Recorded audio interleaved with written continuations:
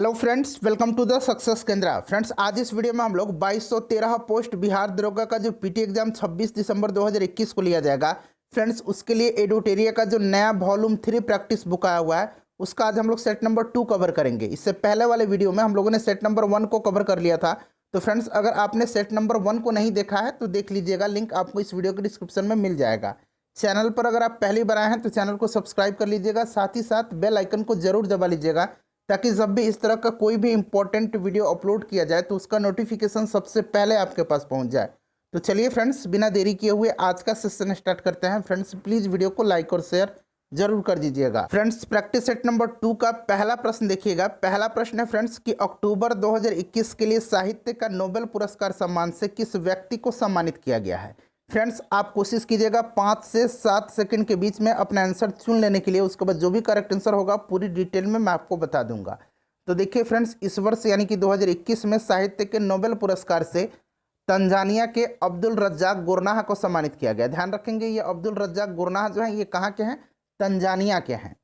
Next question देख लीजिएगा कि अक्टूबर 2021 में किस राज्य के प्रसिद्ध सफ़ेद प्याज को जीआई टैग प्रदान किया गया है, यानी कि किस राज्य के प्रसिद्ध सफ़ेद प्याज को भौगोलिक संकेतक का दर्जा प्रदान किया गया है। तो राइट आंसर इसका हो जाएगा महाराष्ट्र। ठीक है, महाराष्ट्र के अलीबाग के प्रसिद्ध सफ़ेद प्याज को जीआई टैग प्रदान किया गया है। तो राइट आंसर ऑप्शन नंबर ए हो जाएगा महाराष्ट्र। उसके बाद देख लीजिएगा 66वें फिल्म फेयर पुरस्कार 2021 में सर्वश्रेष्ठ अभिनेत्री का यानी कि सर्वश्रेष्ठ एक्ट्रेस का अवार्ड जो है, सर्वश्रेष्ठ हीरोइन का अवार्ड किस अभिनेत्री को दिया गया है?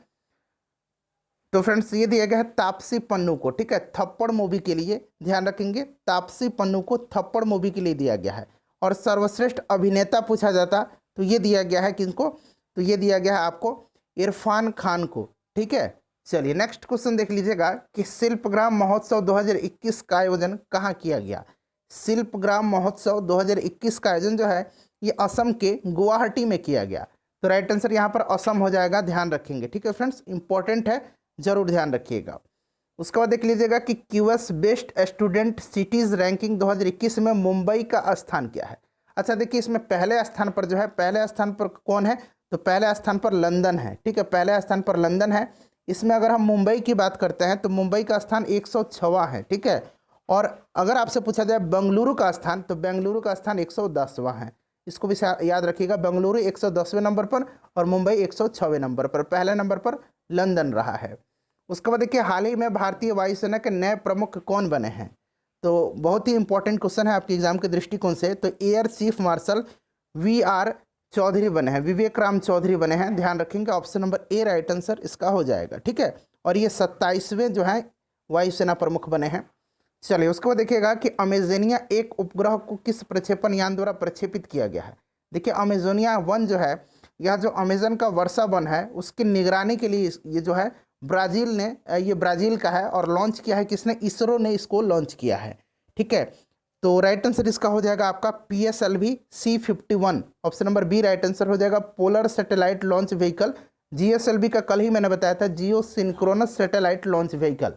नेक्स्ट क्वेश्चन देखिएगा कि वर्ष 2021 में किस समुद्र तटों को ब्लू फ्लैग प्रमाण पत्र प्रदान किया गया है। तो देखिए, अब भारत में टोटल जो है ब्लू फ्लैग प्रमाण पत्र समुद्र तटों की संख्या कितनी हो गई है? तो 10 हो गई है। ये आपको आंकड़ा याद रखना है। ठीक है, और अभी हाल ही में जो है ये ईडन तट और कोवलन तट यानी कि ए और बी दोनों को प्रदान किया गया है। ठीक है, चलिए नेक्स्ट क्वेश्चन देख लीजिएगा। अगला क्वेश्चन है हमारा कि सैटेलाइट फोन से लैस होने वाला भारत का पहला राष्ट्रीय उद्यान कौन सा है। देखिए फ्रेंड्स, इससे पहले 2008 से लेकर के अब तक जितने भी बिहार दरोगा में प्रश्न पूछे गए हैं, जो बिहार दरोगा का घटना चक्र का नया पुस्तक है, उनको हमने सब्जेक्ट वाइज कवर किया हुआ है। क्विक रिवीजन कर लीजिए एग्जाम से पहले। हिस्ट्री को हमने अलग, पॉलिटी को अलग, साइंस को अलग और ज्योग्राफी को अलग अलग वीडियो में हमने कवर किया हुआ है। साथ ही साथ हम लोग जो है प्लेटफॉर्म का प्रैक्टिस सेट कवर कर रहे हैं और भी एक बहुत ही शानदार पब्लिकेशन है उसका भी हम लोग प्रैक्टिस सेट कवर कर रहे हैं। सभी वीडियोज़ का लिंक आपको डिस्क्रिप्शन में मिल जाएगा, आप लोग जरूर देख लीजिएगा। तो देखिए फ्रेंड्स, राइट आंसर जो हो जाएगा इसका हो जाएगा काजीरंगा। अच्छा, ये काजीरंगा है कहाँ? तो काजीरंगा जो है ये असम में है। ठीक है, और काजीरंगा किस लिए प्रसिद्ध है जरा आप मुझे कमेंट करके बताइएगा। ठीक है, चलिए बांधवगढ़ कहाँ है? तो मध्य प्रदेश में है। देहिंग पटकाई असम में है। जिम कॉर्बेट उत्तराखंड में है। अच्छा, जिम कॉर्बेट का भी नया नाम बदला गया है, इसका भी आप नया नाम बताइएगा। ठीक है, चलिए नेक्स्ट क्वेश्चन देख लीजिएगा कि SCO की 21वीं बैठक 2021 में कहाँ आयोजित की गई। बहुत ही इंपॉर्टेंट क्वेश्चन है, बताइए। तो देखिए ये की गई तजाकिस्तान में, और ईरान इसका नया सदस्य देश बना है। ईरान जो है इसका अभी 9वां सदस्य देश बना है, ठीक है, ये भी आप ध्यान रखेंगे। नेक्स्ट क्वेश्चन देखिए, भारत इसका सदस्य है SCO का। मित्र शक्ति 2021 सैन्य अभ्यास का आयोजन कहाँ किया गया है। तो मित्र शक्ति 2021 जो सैन्य अभ्यास है, इसका आयोजन जो है श्रीलंका के अम्पारा शहर में किया गया है, अम्पारा शहर के कॉम्बैट ट्रेनिंग स्कूल में। तो ये श्रीलंका याद रखेंगे, और श्रीलंका में अम्पारा, ठीक है। चलिए उसके बाद, और ये मित्र शक्ति जो है भारत और श्रीलंका के बीच का सैन्य अभ्यास है। भारत सरकार ने किस वर्ष तक भारतीय रेलवे को ग्रीन रेलवे बनाने का लक्ष्य रखा है। देखिए फ्रेंड्स, डेली आप लोग एक ही सेट लगाइए, ज़्यादा सेट मत लगाइए। ज़्यादा लगाने से क्या होगा, प्रेशर आएगा आप पर। और ये तो है कि अभी समय है, और 15 ही सेट हैं इस बुक में, तो हड़बड़ाने की कोई ज़रूरत नहीं है। डेली मैं एक सेट आपको यहाँ पर कवर करवाते चलूँगा, ठीक है। चलिए, और PDF मैं टेलीग्राम पर दे दूंगा। टेलीग्राम चैनल जो है हमारा सक्सेस केंद्रा के ही नाम से है, लगभग 20,000 के आसपास वहाँ पर सब्सक्राइबर हैं, जुड़ जाइएगा, ठीक है। तो देखिए राइट आंसर इसका हो जाएगा, बताइए, ऑप्शन नंबर इसमें C हो जाएगा 2030 तक, ठीक है फ्रेंड्स, ध्यान रखिएगा। चलिए नेक्स्ट क्वेश्चन देख लीजिएगा। और अश्विनी वैष्णव जो है वर्तमान में भारत के रेल मंत्री हैं, किस राज्य ने, उसके बाद देखिए जन सुनवाई योजना की शुरुआत की है। तो जन सुनवाई योजना की शुरुआत जो है ये किसने किया है, तो मध्य प्रदेश की सरकार ने, option number D right answer हो जाएगा।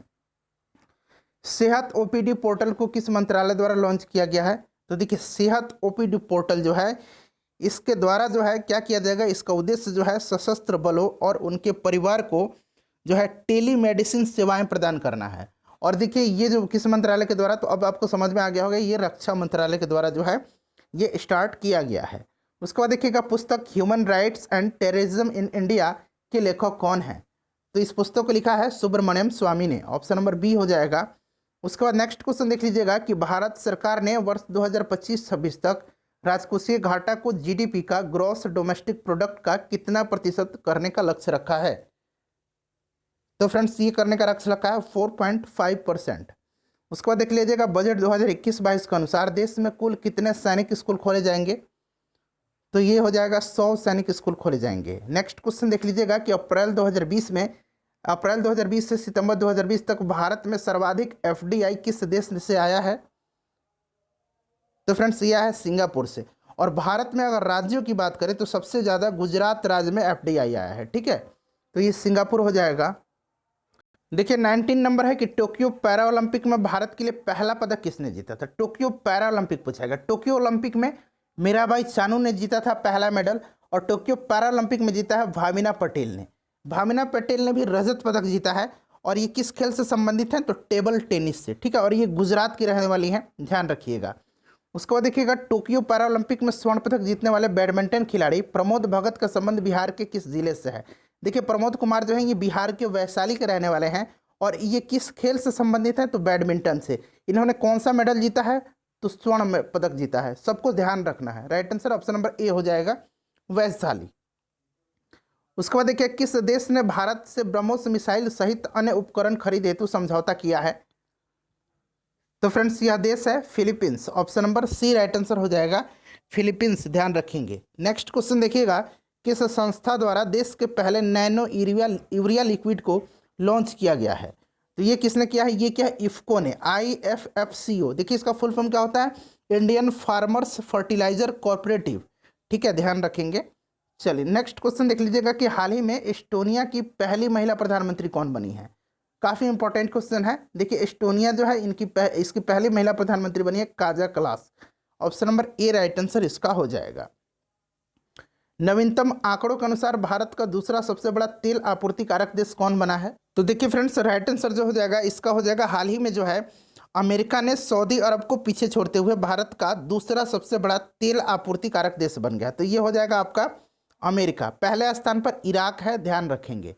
उसके बाद देखिएगा किस देश ने निवेश को बढ़ाने हेतु नई नागरिकता नीति 2021 की शुरुआत की है।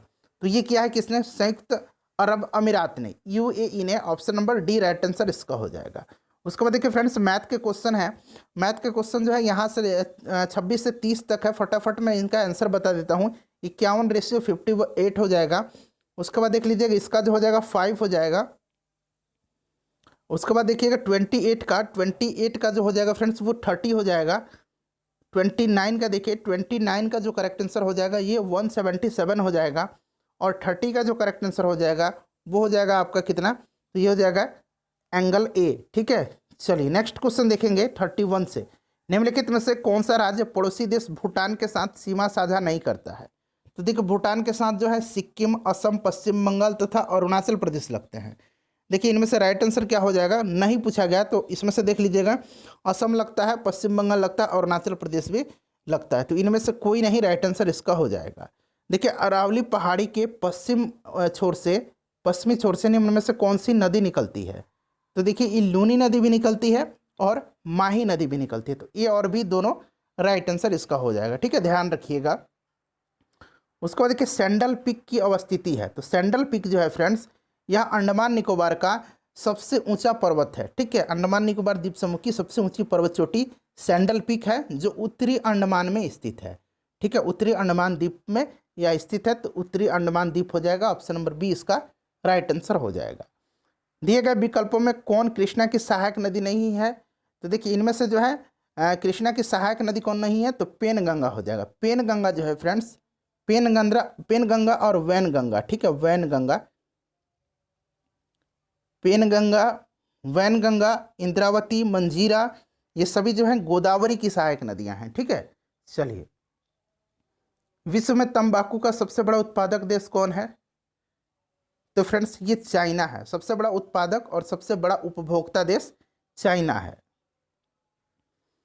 भारत के किस क्षेत्र में अत्यधिक असिंचित खेती की जाती है? तो ये की जाती है ढक्कन के पठार में। दक्कन के पठार में। लोनार झील कहाँ है? तो ये महाराष्ट्र में है। उसके बाद देखिए कौन सा इसमें से स्थल रुद्ध देश है? सबसे बड़ा स्थल रुद्ध देश जो है ये कौन सा है? कजाकिस्तान है। ठीक है फ्रेंड्स, और देखिए राइट आंसर इसमें से हो जाएगा आपका, बताइए कौन सा हो जाएगा? ये हंगरी हो जाएगा, option number A right answer हो जाएगा। उसके बाद देखिए कौन सा इसमें से जो है मेघालय पठार का भाग नहीं है? तो गारो है, खासी है और जयंतिया है, ये मेघालय पठार का भाग है। भुवन की पहाड़ियाँ जो है यह लुसाई पहाड़ी का हिस्सा है, लुसाई हिल्स का हिस्सा है। ठीक है, लुसाई हिल्स का ध्यान रखेंगे। नेक्स्ट क्वेश्चन देख लीजिएगा, और फ्रेंड्स प्लीज वीडियो को लाइक जरूर कर दीजिएगा। देखिए राष्ट्रीय आय समिति का गठन किस वर्ष किया गया था? तो पीसी महालनोबिस की अध्यक्षता में इसका गठन किया गया था 1948 और 49 में। तो देखिए यहाँ 49 दिया गया है, option number A right answer हो जाएगा। 1948-49 में इसके पहले अध्यक्ष पीसी महालनोबिस थे, ध्यान रखिएगा। प्रच्छन्न बेरोजगारी को अन्य किस नाम से जाना जाता है? तो सही आंसर इसका हो जाएगा अल्प बेरोजगारी। ठीक है फ्रेंड्स, ध्यान रखिएगा। चलिए भारत में कृषि क्षेत्र में पर्याप्त प्रच्छन्न बेरोजगारी पाई जाती है, कृषि क्षेत्र में। नेक्स्ट क्वेश्चन देखिए, जीएसटी क्या है? Goods and services tax. तो ये एक अप्रत्यक्ष कर है। भारत में कब लागू किया गया? तो 1 जुलाई 2017 से लागू किया गया। ठीक है फ्रेंड्स, सबसे पहले किस देश में लागू किया गया? फ्रांस में लागू किया गया था। सबसे पहले भारत की किस राज्य में लागू किया गया था? तो ये असम में लागू किया गया था। इतने सारे पॉइंट्स ध्यान रखने हैं। आय और उपभोक्ता में किस प्रकार का संबंध है? आय और उपभोग में, ठीक है, आय और उपभोग में किस प्रकार का संबंध है? तो सही आंसर इसका हो जाएगा आपका, बताइए 45 का प्रत्यक्ष संबंध। ठीक है, कि निम्नलिखित में से कौन सा घटक जलवायु परिवर्तन का मुख्य कारण है? तो ये प्रदूषण है, ओजोन क्षरण है, ग्रीन हाउस है। तो सभी हो जाएगा।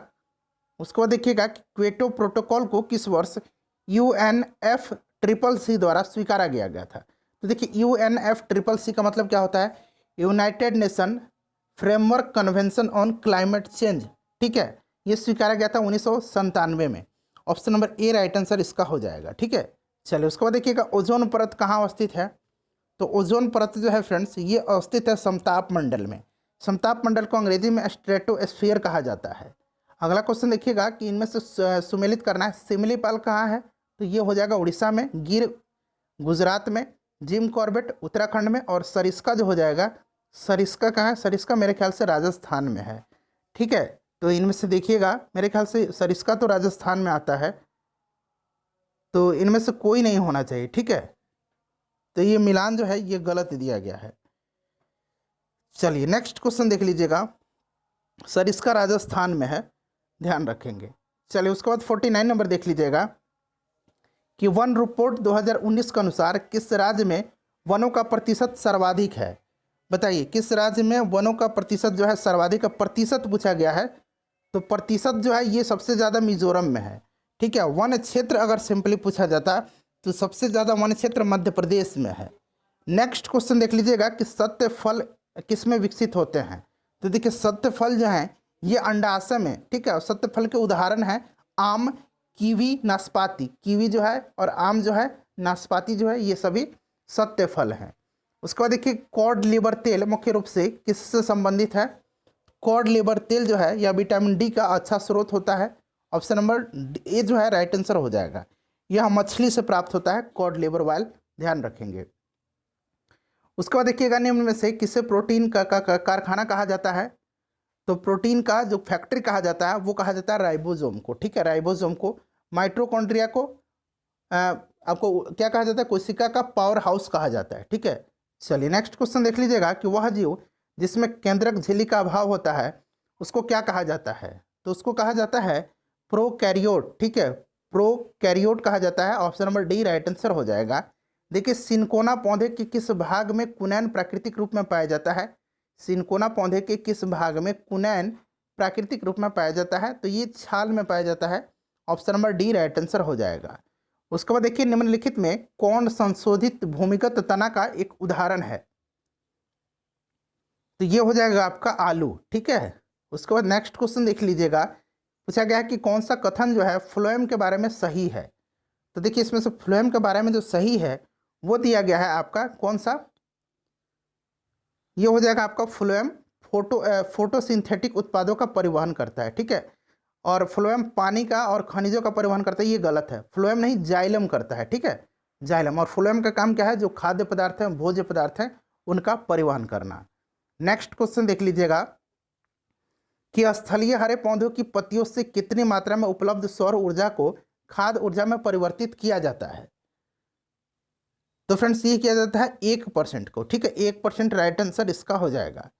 कैल्शियम कार्बाइड, कैल्शियम कार्बाइड का फॉर्मूला भी आपको याद रखना है, CaC2 होता है। ठीक है, कैल्शियम कार्बाइड का उपयोग हरे फलों को पकाने के लिए किया जाता है क्योंकि यह क्या बनाता है, यह एसिटिलीन बनाता है। ठीक है, एसिटिलीन बनाता है, ध्यान रखिएगा। उसके बाद नेक्स्ट क्वेश्चन देख लीजिएगा कि कार्बन का क्रिस्टलीय अपरूप निम्नलिखित में से कौन सा है। देखिए क्रिस्टलीय अपरूप पूछा गया है, तो ये हो जाएगा आपका इसमें से ग्रेफाइट। ठीक है, option number B right answer हो जाएगा। उसको देखिएगा एन कोष में अधिकतम इलेक्ट्रॉन की संख्या कितनी होती है। तो आपको फॉर्मूला याद होगा फ्रेंड्स, आपने पढ़ा होगा 2n² होता है। एन जो है ये क्या है, नंबर ऑफ सेल है। ठीक है, तो देखिए जो सेल होता है वो क्या है, KLMN। ठीक है, ये सेल होते हैं। तो देखिए आपसे पूछा गया है कि एन कोष में, तो 1 2 3 4 यानी कि चौथा कोष एन है, तो 2 इंटू एन चौथा कोष है, तो 4 का स्क्वायर। तो देखिए 4 चौका 16 और 2 32, तो इसमें से 32 ऑप्शन नंबर डी में है। उसी प्रकार से अगर के पूछा जाता तो 2 इंटू के पहला सेल है, 1 का स्क्वायर कर दीजिए तो 2 आ जाएगा, फिर यहाँ 2 रख दीजिएगा। एल पूछा जाए तो एम पूछा जाएगा तो 3 रख दीजिएगा। ठीक है, चलिए आई होप कि आप समझ गए होंगे। आधुनिक आवर्त सारणी के उस समूह का नाम बताएं जिसमें ऐसे तत्व हैं जो सभी गैसें हैं। तो ये कौन सा है, तो देखिए ये समूह 18 है जिसमें केवल अक्रिय गैसें हैं। ठीक है, तो ये हो जाएगा 18। 63 नंबर है कि पपीता में कौन सा अम्ल पाया जाता है। देखिए पपीता में जो है ध्यान रखेंगे एस्कॉर्बिक एसिड पाया जाता है। Option number A right answer इसका हो जाएगा। देखिए क्षारक वो रासायनिक पदार्थ होते हैं जो जल में घुल करके मुक्त करते हैं, तो वो करते हैं कौन सा, ये हो जाएगा ऑप्शन नंबर डी। ठीक है, 64 का ऑप्शन नंबर डी हो जाएगा, ध्यान रखेंगे। क्लियर। देखिए स्थितिज ऊर्जा के संबंध में निम्न में से कौन सा कथन सत्य नहीं है। तो इसमें से कोई भी सत्य नहीं है, तो सभी असत्य हैं, पढ़ लीजिएगा। उसके बाद देखिए निम्न में से कौन सी तरंग अनुप्रस्थ नहीं है, कौन सी तरंग अनुप्रस्थ नहीं है। तो इसमें से हो जाएगा सर्पिलाकार स्प्रिंग से उत्पन्न तरंग। ठीक है, ये जो है अनुप्रस्थ तरंग नहीं है। ताप गतिकी का प्रथम नियम सामान्यतः किससे संबंधित है। तो फ्रेंड्स यह संबंधित किससे है, ऊर्जा संरक्षण के नियम से। ठीक है, ऊर्जा संरक्षण के नियम से है, तो ऑप्शन नंबर इसका डी राइट आंसर हो जाएगा। उसके बाद देखिए लेंस का फॉर्मूला, लेंस का फॉर्मूला क्या होता है, तो ये होता है 1 अपॉन क्या होता है F इक्वल टू 1/v-1/u। तो देखिए ये आपको मिल जाएगा ऑप्शन नंबर ए में। ठीक है, चलिए नेक्स्ट क्वेश्चन देखिएगा कि वह जब अर्धचालक को गर्म किया जाता है तो इसके प्रतिरोध पर क्या प्रभाव पड़ता है। तो अर्धचालक को जब गर्म किया जाता है तो इसका प्रतिरोध घटता है, और वहीं धातु को जो यानी कि देखिए अर्धचालक को जब धातु को यानी कि जब चालक को जो किया जाता है तो उसका प्रतिरोध बढ़ता है। ठीक है, तो ये हो जाएगा आपका कम होता है, ध्यान रखेंगे। चलिए नेक्स्ट क्वेश्चन देखिए, अर्धचालक कौन कौन सा है। सिलिकॉन, जर्मेनियम, ये सभी अर्धचालक हैं। सेमीकंडक्टर, संविधान के किस अनुच्छेद के अंतर्गत किसी व्यक्ति के विदेश यात्रा के अधिकार को संरक्षण प्रदान किया गया है। तो ये सीधी सी बात है, ये आर्टिकल 21 हो जाएगा, ध्यान रखिएगा। ठीक है, कोई भी व्यक्ति अपने इच्छानुसार कभी भी कहीं भी जा सकता है, इसमें विदेश यात्रा भी शामिल है आर्टिकल 21 में। उसके बाद देख लीजिएगा, भारतीय संविधान सभा की पहली बैठक तो 9 दिसंबर 1946 को हुई थी, और इसके अध्यक्ष डॉक्टर सच्चिदानंद सिन्हा थे, और ये अस्थायी अध्यक्ष थे। ठीक है, चलो उसके बाद नेक्स्ट क्वेश्चन देखिएगा कि निम्नलिखित कथनों में से कौन सा सत्य है। तो इसमें से सत्य है कि भारत एक संसदनात्मक प्रजातंत्र है, ऑप्शन नंबर डी सत्य दिया गया है। उसके बाद देखिए, सेवा के अधिकार की अवधारणा सर्वप्रथम किस देश में प्रारंभ हुई थी। तो ये ब्रिटेन में हुई थी। ठीक है फ्रेंड्स, उसके बाद देखिएगा कि भारत के राष्ट्रपति अपने शक्तियों का प्रयोग करते हैं। तो देखिए आर्टिकल 52 में कहा गया है कि भारत का एक राष्ट्रपति होगा जो क्या होता है, भारत के एक राष्ट्रपति होगा जिसमें संघ की कार्यपालिका शक्ति निहित होगी, और वह जो है इसका प्रयोग संविधान के अनुसार सीधे अथवा अपने अधीनस्थ अधिकारियों के माध्यम से करेगा। तो ये हो जाएगा सीधे अथवा अपने अधीनस्थ अधिकारियों द्वारा। देखिए लोकसभा के प्रथम अध्यक्ष कौन थे जिनके विरुद्ध अविश्वास प्रस्ताव लाया गया था। तो ये थे friends G V Mavalankar, option number C right answer हो जाएगा। नेक्स्ट क्वेश्चन देखिएगा कि वर्तमान में भारत के कितने राज्य और संघ राज्य क्षेत्र हैं। तो भारत में अब 28 राज्य हैं और 28 संघ क्षेत्र हैं, यानी कि केंद्र शासित प्रदेश हैं।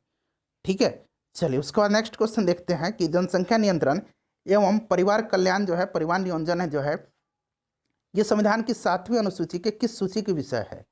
तो जो परिवार नियोजन है और जनसंख्या नियंत्रण है ये आता है समवर्ती सूची में, ऑप्शन नंबर इसका सी राइट आंसर हो जाएगा। उसके बाद देखिएगा कि राज्य सरकार का कार्यकारी अध्यक्ष यानी कि संवैधानिक प्रमुख कौन होता है। तो सीधी सी बात है, राज्यपाल होता है। ठीक है, अनुच्छेद 154, ठीक है ध्यान रखेंगे, अनुच्छेद 154 के अनुसार राज्य की कार्यपालिका शक्ति राज्यपाल में निहित होगी। उसके बाद देखिए निम्नलिखित में से किस समिति या आयोग ने न्याय पंचायतों के गठन की सिफारिश की थी। तो फ्रेंड्स ये किसने किया था। तो देखिए 1977 ईस्वी में, ध्यान रखेंगे 1977 ईस्वी में जो है 1977 में पंचायती राज व्यवस्था पर सुझाव देने के लिए अशोक मेहता समिति का गठन किया गया था। ठीक है, और इन्होंने ही न्याय पंचायतों की गठन की सिफारिश की थी। तो अशोक मेहता समिति हो जाएगा। उसके बाद देखिए भारतीय संविधान सभा ने राष्ट्रीय ध्वज को सर्वप्रथम कब स्वीकार किया। तो ये क्या था, 22 जुलाई 1947 को। कल वाली वीडियो में भी मैंने बताया था आपको शायद 22 जुलाई 1947 को। तो इनमें से कोई नहीं हो जाएगा। इसके बाद देखिए मिलान करना है। तो देखिए संवैधानिक प्रधान और स्रोत, तो मंत्रिमंडलीय सरकार ये ब्रिटेन से लिया गया है, केंद्र राज्य संबंध कनाडा से, आपात संबंध जर्मनी से, मूल अधिकार अमेरिका से। तो ये बिल्कुल सुमेलित हैं, 1 2 3 4 क्रम से हो जाएगा। उसके बाद देखिए सल्तनत काल में राजस्व विभाग का प्रमुख क्या कहलाता था। तो ये वजीर कहलाता था। ठीक है, ध्यान रखेंगे। उसके बाद देखिएगा कि अकबर द्वारा फतेहपुर सीकरी की स्थापना कब किया गया था। तो 1571 में किया गया था। ठीक है, ध्यान रखेंगे। इबादत खाना की स्थापना 1575 में। जजिया कर की समाप्ति ये कब की गई थी, तो 1564 में। नेक्स्ट क्वेश्चन देखिए पुरंदर की संधि कब हुई थी। पुरंदर की जो संधि है यह 1665 ईस्वी में महाराजा जय सिंह तथा शिवाजी के मध्य हुई थी। तो 1665 हो जाएगा। उसके बाद देखिए 4 बाग बनाने की परंपरा की शुरुआत किस शासक के समय हुई थी। तो देखिए राइट आंसर इसका हो जाएगा अकबर के समय। ठीक है, अकबर के समय हुई थी, option number B right answer इसका हो जाएगा। मंदसौर अभिलेख निम्न में से किस शासक से संबंधित है। तो देखिए यह संबंधित किससे है, यशोवर्मन से है। ठीक है फ्रेंड्स, यह मालवा नरेश यशोवर्मन से संबंधित है। तो राइट आंसर यशो बर्मन हो जाएगा। हेन त्सुआंग के संबंध में कौन सा कथन गलत है? गलत कथन आपको बताने हैं। तो देखिए इसमें से सभी के सभी जो कथन है सत्य है। हर्षवर्धन के शासनकाल में आया था। सियुकी नाम से इसका जो यात्रा वृत्तांत है वो है। और बुद्ध की प्रतिमा के साथ साथ सूर्य एवं शिव की प्रतिमाओं का पूजन किया। सभी सत्य दिए गए हैं, तो ऑप्शन नंबर इसका डी राइट आंसर हो जाएगा इस हिसाब से। उसके बाद देखिएगा कि सैंडो सभ्यता के, देखिए इसमें से ऑप्शन नंबर डी जो होगा ना, ये इनमें से कोई नहीं रहेगा, तो ये हो जाएगा। ठीक है, छूट गया है, माफ करेंगे। सैंडो सभ्यता के प्रमुख स्थल रोपड़ किस नदी के किनारे स्थित है? रोपड़ जो है सतलज नदी के किनारे स्थित है। ठीक है, हड़प्पा जो है ये रावी नदी के किनारे। देखिए नेक्स्ट क्वेश्चन है 89 नंबर कि उत्तरकालीन मुगल सम्राट में सर्वाधिक समय तक शासन किसने किया था? तो ये क्या था? शाह आलम द्वितीय ने। ठीक है फ्रेंड्स, उसके बाद देखिएगा कि प्रमुख जैन तीर्थंकरों में अरिष्टनेमी जो कि 22वें तीर्थंकर थे, उनका प्रतीक चिन्ह क्या था? तो देखिए फ्रेंड्स, अरिष्टनेमी का जो प्रतीक चिन्ह था वो क्या था? शंख था, तो ऑप्शन नंबर ए हो जाएगा। उसके बाद जो महावीर थे उनका सिंह था। पार्श्वनाथ जो थे उनका सर्प था। ठीक है, ध्यान रखिएगा। चलिए नेक्स्ट क्वेश्चन देखिएगा, लंगर व्यवस्था को किस गुरु ने अस्थायी बना दिया? तो ये बना दिया गुरु अंगद ने। Option number D right answer इसका हो जाएगा। उसके बाद देखिए निम्नलिखित गवर्नर जनरल में से किसने राजकीय कोषागार को मुर्शिदाबाद से हटा करके कोलकाता लाया? तो ये किसने लाया था? वारेन हेस्टिंग्स ने लाया था। इसको डायरेक्टली आप याद रखेंगे, वारेन हेस्टिंग्स ने। ठीक है, 1781 ईस्वी में इसने कोलकाता में मुस्लिम शिक्षा के विकास के लिए प्रथम मदरसा की भी स्थापना की थी, ये भी ध्यान रखेंगे। बरेली में हुए 1857 ईस्वी के विद्रोह को दबाने वाला ब्रिटिश नायक कौन था? बताइए। तो ये हडसन था। ठीक है, कौन था? हडसन था। इंपॉर्टेंट है, ध्यान रखेंगे फ्रेंड्स। ठीक है, चलिए तो हडसन हो जाएगा। Next Hudson option number C हो जाएगा। ठीक है, हडसन हो जाएगा। उसके बाद देखिएगा 94 नंबर कि पहली बार स्वराज शब्द का प्रयोग कब किया गया था? तो ये किया गया था 1906 के कलकत्ता अधिवेशन में, जिसका अध्यक्षता दादा भाई नौरोजी ने किया था। आर्थिक सहयोग और विकास संगठन का मुख्यालय कहाँ पर है? बताइए। आर्थिक सहयोग और विकास संगठन, तो फ्रेंड्स ये है आपका पेरिस में। Option number C right answer हो जाएगा, पेरिस में है। ठीक है, चलिए नेक्स्ट क्वेश्चन देख लीजिएगा कि सवाक निम्न में से किस देश की गुप्तचर संस्था है? तो सवाक जो है ये ईरान की है। ठीक है, इजराइल का पूछा जाता है, इजराइल का मोसाद है। ठीक है, इजराइल का क्या है? मोसाद है। चलिए नेक्स्ट देखेंगे, 49वीं समानांतर रेखा किन दो देशों के बीच अंतर्राष्ट्रीय सीमा रेखा बनाती है? इसका आंसर आप कमेंट करके बताइएगा। ठीक है, उसके बाद देखिएगा भारत का सबसे ऊंचा बांध किस राज्य में स्थित है? तो फ्रेंड्स ये उत्तराखंड में है, टिहरी बांध है, भागीरथी नदी पर है। कृत्रिम उपग्रह को अंतरिक्ष में प्रक्षेपण करने वाला प्रथम देश कौन सा है? तो ये रसिया है। निम्नलिखित में से कौन सा मूल राशि नहीं है? तो टोटल 7 मूल राशि हैं फंडामेंटल यूनिट। कौन कौन से? लंबाई, ताप, विद्युत धारा, पदार्थ की मात्रा, समय, द्रव्यमान और ज्योति तीव्रता। ठीक है, इसमें से जो है आयतन नहीं है। ऑप्शन नंबर डी इसका राइट आंसर हो जाएगा। फ्रेंड्स अपना स्कोर कमेंट करके बता दीजिए और प्लीज़ वीडियो को लाइक और शेयर जरूर कर दीजिएगा।